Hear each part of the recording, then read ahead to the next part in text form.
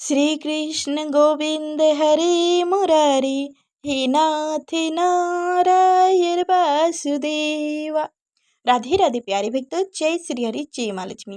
प्रिय भक्त गुरु भगवान विष्णु और माँ लक्ष्मी की कृपा सदा आप और आपके परिवारजनों पर बनी रहे। आप सभी का दिन शुभ और मंगलमय हो। आज आप प्रस्पान करेंगे अपरा एकादशी व्रत कथा। सभी एकादशी का अलग अलग ही महत्व होता है। पद्म पुराण के अनुसार जेठ माह के कृष्ण पक्ष को होने वाली एकादशी आने वाले जन्मों के लिए भी पुण्य फलदायिनी है। पुराणों के अनुसार यह प्रेत योनि से मुक्ति दिलाती है और इस दिन उपवास करने से अपार धन और संपत्ति की प्राप्ति होती है। कहा जाता है कि अपरा एकादशी का व्रत व्यक्ति को सुख संपत्ति और मोक्ष को प्राप्त करने वाली होती है। इस दिन उपवास रखकर द्वादशी के प्रवेश पर उपवास को पूर्ण करना चाहिए। धर्मराज युधिष्ठिर ने पूछे, हे भगवान श्री कृष्ण, जेठ मास के कृष्ण पक्ष में किस नाम की एकादशी होती है? मैं उसका महात्म्य सुनना चाहता हूँ, उसे बताने की कृपा कीजिए। भगवान श्री कृष्ण जी बोले, हे राजन, आपने संपूर्ण लोक के हित के लिए बहुत उत्तम बात पूछी है। राजेंद्र, जेठ मास के कृष्ण पक्ष की एकादशी का नाम अपरा है। यह बहुत पुण्य प्रदान करने वाली और बड़े बड़े पाप का नाश करने वाली है। ब्रह्म हत्या से दबा हुआ, गौ की हत्या करने वाला, गर्भस्थ बालक को मारने वाला, पर निंदा तथा पर स्त्री गमन पुरुष भी अपरा एकादशी के व्रत से निश्चित ही पाप रहित रहित हो जाता है। जो झूठी गवाही देता है, माप तौल में धोखा देता है, बिना जाने ही नक्षत्रों की गणना करता है और कूटनीति से आयुर्वेदी का ज्ञाता बनकर वेद का काम करता है, उस सब नरक में निवास करने वाले प्राणी हैं। परंतु अपरा एकादशी के व्रत से ये भी पाप रहित हो जाते हैं। यदि कोई क्षत्रिय अपने क्षत्र धर्म का परित्याग करके युद्ध से भागता है तो वह क्षत्रिय योचित्र धर्म से भ्रष्ट होने के कारण घोर नरक में पड़ता है। जो शिष्य विद्या प्राप्त करके स्वयं ही गुरु निंदा करता है, वह भी पाप महापापकों से युक्त होकर भयंकर नरक में गिरता है। किंतु अपरा एकादशी के सेवन से ऐसे मनुष्य भी सदगति को प्राप्त होता है।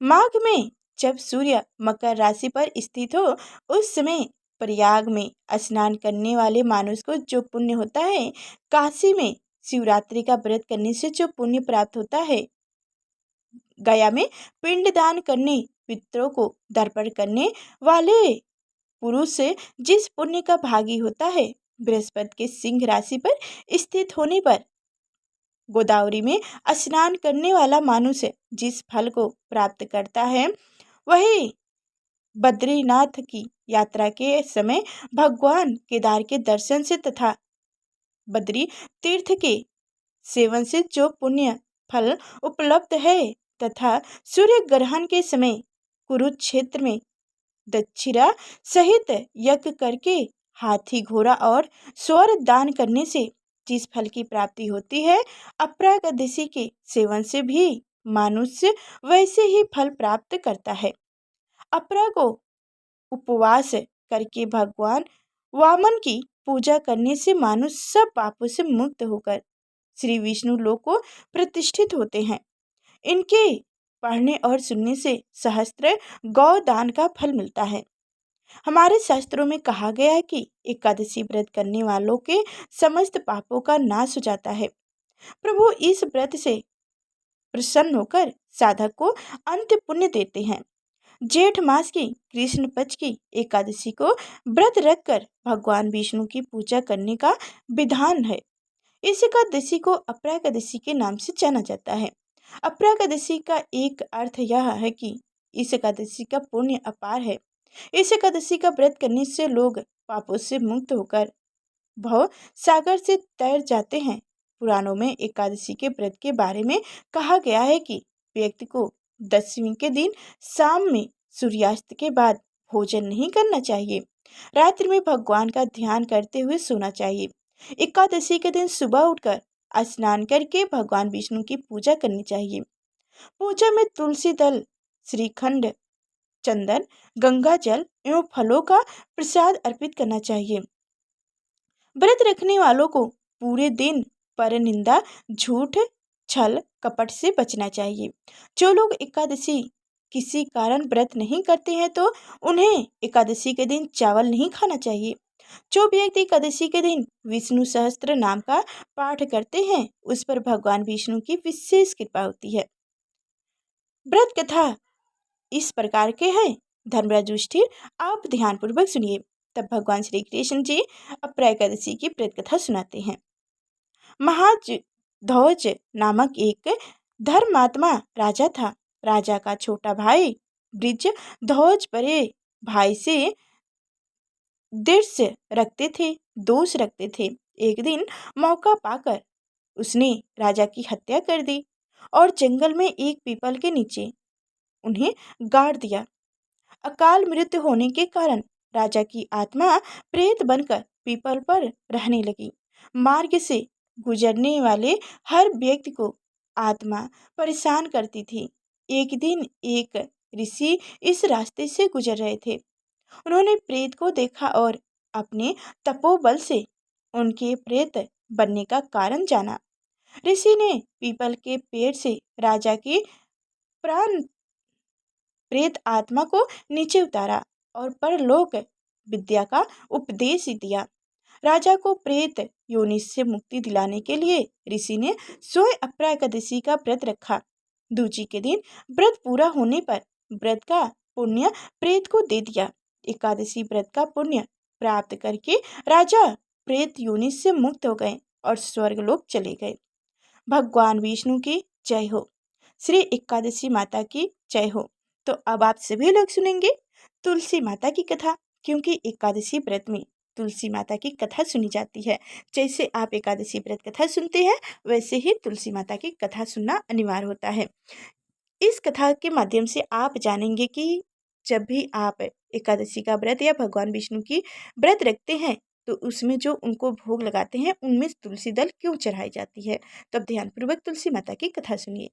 तुलसी से जुड़ी एक कथा बहुत प्रचलित है। श्रीमद् देवी भागवत पुराण में इनके अवतार की दिव्य लीला कथा भी बताई गई है। एक बार शिव ने अपने तेज को समुद्र में फेंक दिया था। उससे एक महातेजस्वी बालक ने जन्म लिया। यह बालक आगे चलकर जलंधरा के नाम से पराक्रमिक दैत्य राजा बना। इसकी राजधानी का नाम जलंधर नगरी था। दैत्यराज कालनमी की कन्या वृंदा का विवाह जलंधर से हुआ। जलंधर महाराक्षस था, अपनी सत्ता के मध्य में चोर। उसने माता लक्ष्मी को पाने की कामना से युद्ध किया, परंतु समुद्र से ही उत्पन्न होने के कारण माता लक्ष्मी ने उसे अपने भाई के रूप में स्वीकार की। वहां से पराजित होकर वह देवी पार्वती को पाने की लालसा से कैलाश पर्वत पर गया। भगवान देवादेव शिव का ही रूप धारण कर माता पार्वती के पास गया, परंतु माँ ने अपने योग बल से उसे तुरंत पहचान ली तथा वहां से अंतर्ध्यान हो गई। देवी पार्वती ने क्रोध होकर सारा वृत्तांत भगवान विष्णु को सुनाई। जलंधर की पत्नी वृंदा अत्यंत पतिव्रता स्त्री थी। उसी के पतिव्रता धर्म की शक्ति से जलंधर ना तो मारा जाता था और ना ही पराजित होता था। इसलिए जलंधर का नाश करने के लिए वृंदा के पतिव्रता धर्म को भंग करना बहुत जरूरी था। इसी कारण भगवान विष्णु ऋषि का वेश धारण कर वन में जा पहुंचे, जहां वृंदा अकेले भ्रमण कर रही थी। भगवान के साथ दो मायावी राक्षस भी थे, जिन्हें देखकर वृंदा भयभीत हो गई। ऋषि ने वृंदा के सामने पल में दोनों को भस्म कर दिया। उनकी शक्ति देखकर वृंदा ने कैलाश पर्वत पर महादेव के साथ युद्ध कर रहे अपने पति जलंधर के बारे में पूछा।